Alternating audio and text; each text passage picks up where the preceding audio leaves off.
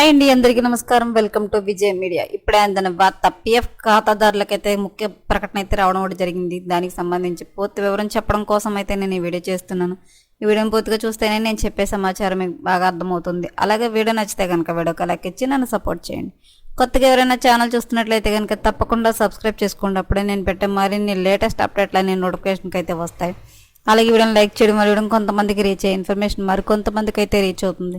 So late చేయకుండా వివరాలు ఏంటో చూద్దాం. పిఎఫ్ ఖాతాదారులకు 7 కొత్త రూల్స్. పిఎఫ్ డబ్బుల్ని 3 ప్రత్యేక సందర్భాల్లో విత్డ్రా చేసుకోవచ్చు. మొదటిది ఫైనల్ సెటిల్మెంట్గా కాగా, రెండవది పార్షియల్ సెటిల్మెంట్, ఇక మూడవది పనిచేసిన కాలం ఆధారంగా పెన్షన్ విత్డ్రా ఉంటుంది.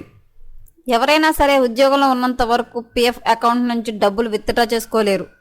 వైద్య ఖర్చులు, పెళ్లి వంటి ప్రత్యేక పరిస్థితుల్లో నగదు పొందవచ్చు. ఉద్యోగం కోల్పోయి నిరుద్యోగిగా ఉంటే మాత్రం పిఎఫ్ బ్యాలెన్స్ నుంచి 70% డబ్బు విత్డ్రా చేసుకోవచ్చు. 2 నెలలు నిరుద్యోగిగా ఉంటే మొత్తం పిఎఫ్ డబ్బు విత్డ్రా చేయవచ్చు.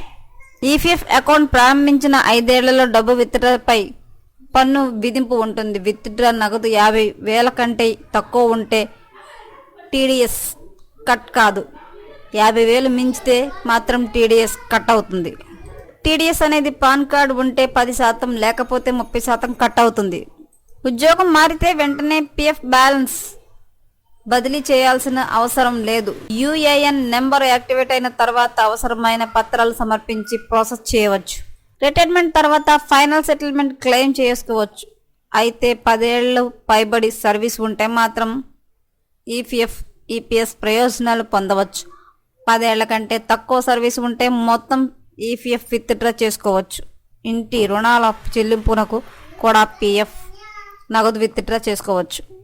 ఈపీఎఫ్ ఖాతాదారులకైతే కనుక 7 ప్రత్యేకమైన రూల్స్ అయితే వచ్చాయి. ఎప్పటికప్పుడు మరిన్ని లేటెస్ట్ అప్డేట్ల కోసం మన ఛానల్ తప్పకుండా సబ్స్క్రైబ్ చేసుకోండి. Thanks for watching.